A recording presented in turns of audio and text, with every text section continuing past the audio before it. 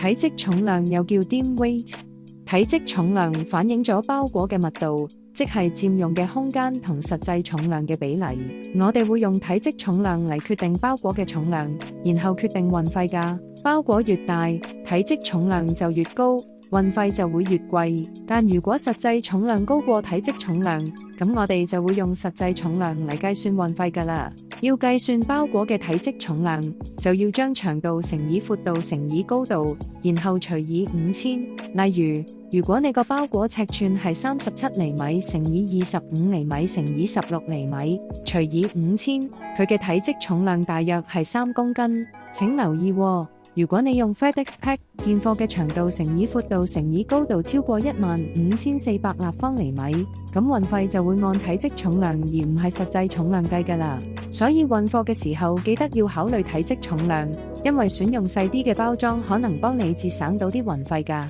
多謝收睇，我哋期待為你服務。